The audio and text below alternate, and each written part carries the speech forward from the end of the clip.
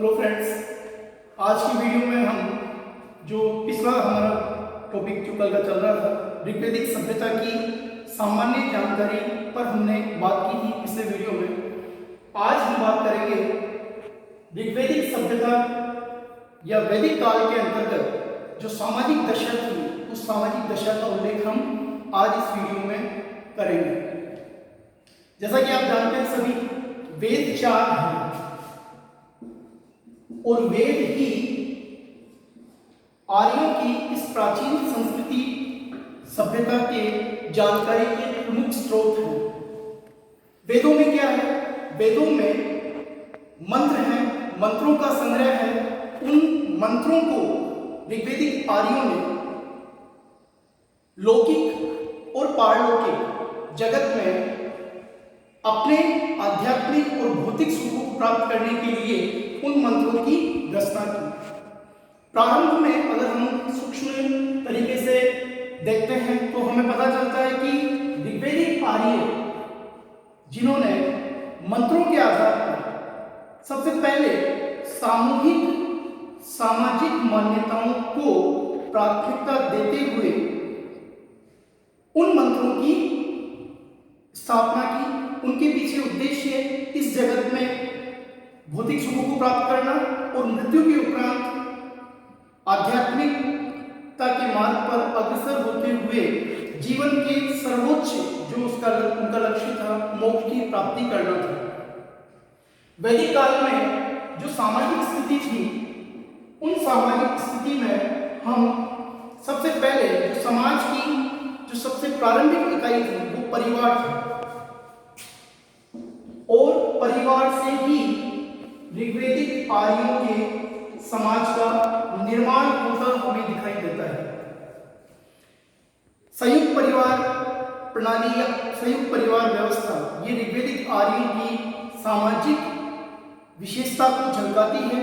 सबसे पहले परिवार के अंतर्गत जो मुखिया होता था, उस मुखिया के ऊपर पूरे परिवार का दायित्व होता था। परिवार की जितनी भी जिम्मेदारियां थी, सामाजिक आर्थिक जिम्मेदारियों का निर्वहन पिता तो करता था। साथ में जो माता थी, उस माता को भी उस परिवार में एक अच्छा सम्मान दिया गया था। परिवार का जो मुखिया था उसके लिए एक शब्द आता है उल्पा शब्द। पितृसत्तात्मक व्यवस्था के अंतर्गत परिवार में जो मुखिया होता था, पिता था, उसके ऊपर परिवार की सभी जिम्मेदारियों का भार होता था। परिवार के मुखिया के रूप में पिता की आज्ञा का पालन करना सभी के लिए अनिवार्य था।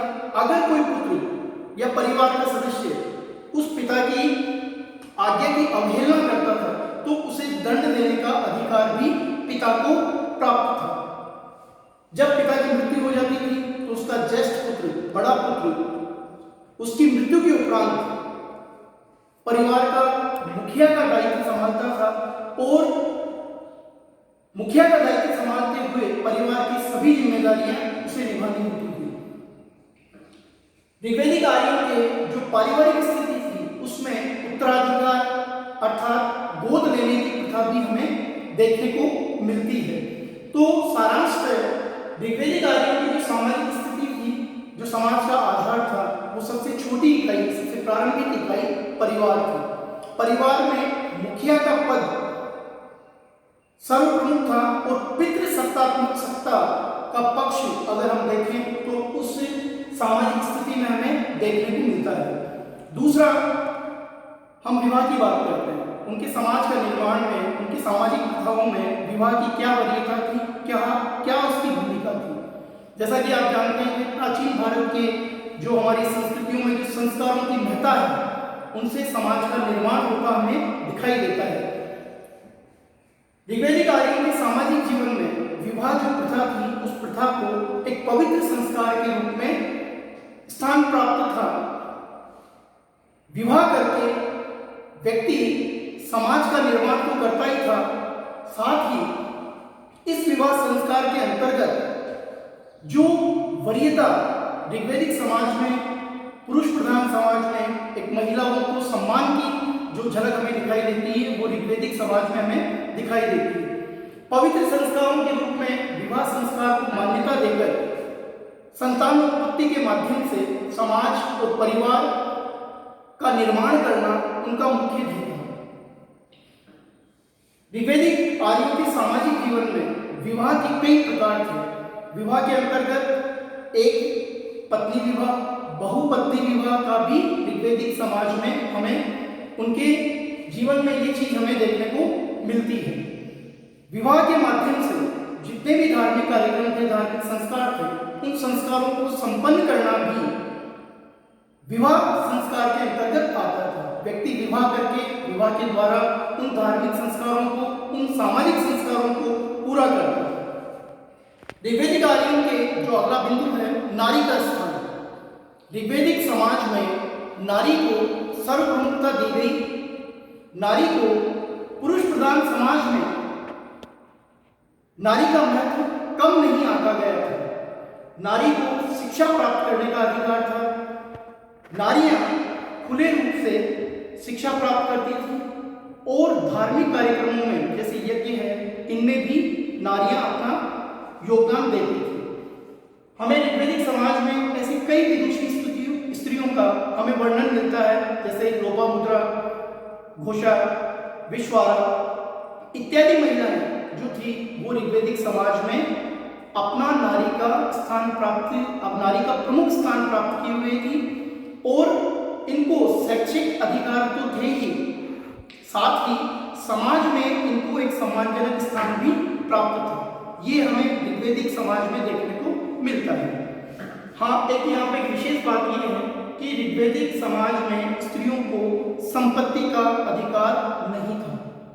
वे संपत्ति नहीं रख सकती थी। नारी के विषय में मैं यहाँ आपको थोड़ा सा खुलकर विस्तार पूर्वक बताऊंगा कि ऋग्वैदिक समाज में जो नारियों का स्थान था, जब नारी हम पत्नी रूप में, पुत्री रूप में जब हम उसको देखते हैं तो नारी पत्नी रूप में वो जीवन भर जो उसका जीवन संपूर्ण जीवन था वो किसी न किसी अधीनता के अंतर्गत या किसी न किसी दायित्वों के अंतर्गत हमें देखने को मिलता है।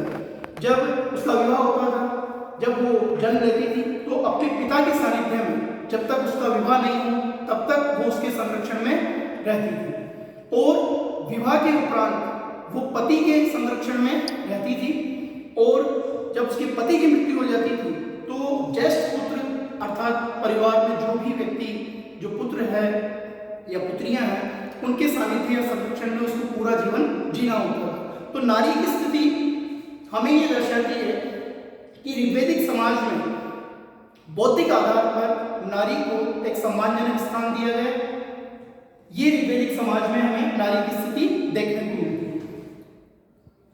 सामाजिक दशा के अंतर्गत हम वर्ण व्यवस्था के बारे में भी बात करेंगे। जैसा कि आप जानते हैं, वर्ण का अर्थ होता है रंग। यहाँ वर्ण का अर्थ रंग से लिया गया है। आर्य जिन्होंने वैदिक सभ्यता की स्थापना की थी, आर्यों के सामाजिक जीवन में दो वर्ण थे। पहला वर्ण आर्य वर्ण और दूसरा अनार्य वर्ण। ऋग्वैदिक सभ्यता की प्रारंभिक उनकी सामाजिक स्थिति में इन दो वर्णों को देखा जा सकता है। आर्य का अर्थ होता है श्रेष्ठ।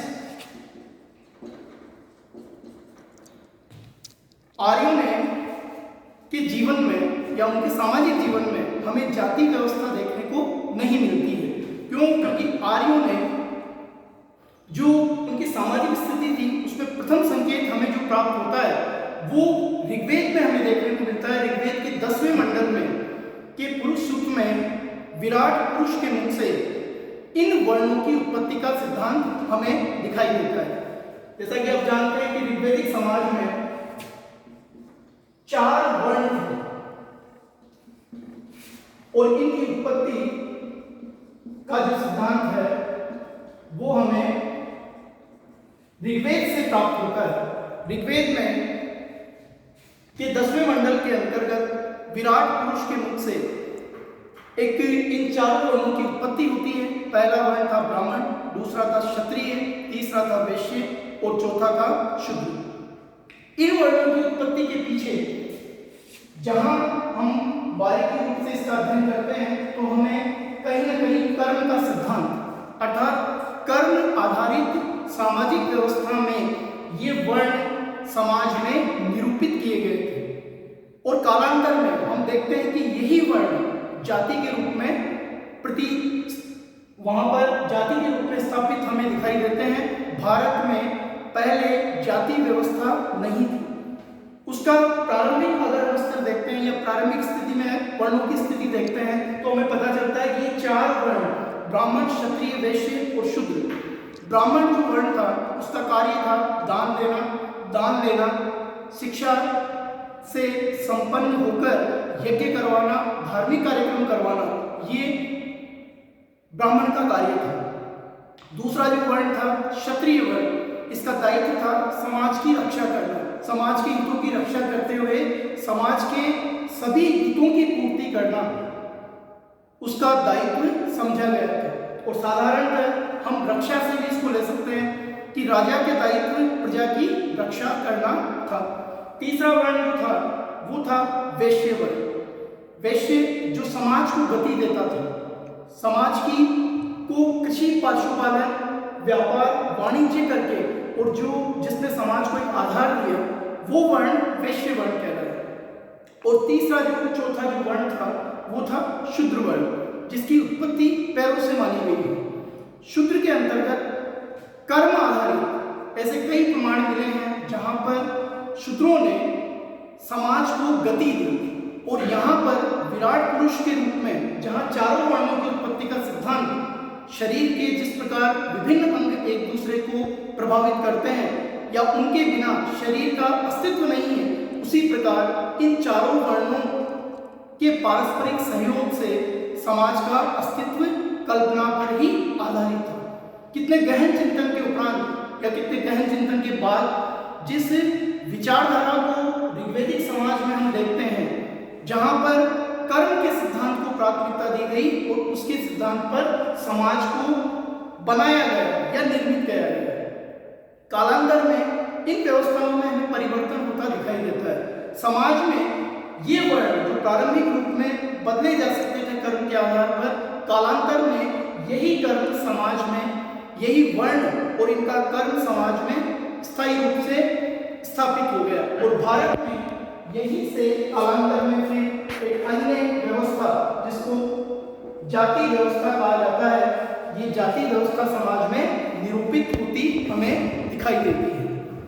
ऋग्वैदिक आर्यों के सामाजिक जीवन के विषय में या उनकी सामाजिक स्थिति के विषय में इन बिंदुओं के अंतर्गत जो मैंने चर्चा की है, इस चर्चा के द्वारा आप ऋग्वैदिक सामाजिक जीवन के विभिन्न पक्षों का अन्य पुस्तकों से या अन्य माध्यमों से आप बहुत अच्छा ज्ञान प्राप्त कर सकते हैं। ये दोनों व्यवस्थाएं, ये जो व्यवस्थाएं समाज में थी, इन व्यवस्थाओं के आधार के पीछे जरूर कोई आध्यात्मिक धार्मिक चिंतन रहा है और उसी की प्रेरणा स्वरूप हमारे भारत के प्राचीन भारतीय समाज का निर्माण हमें दिखाई देता है।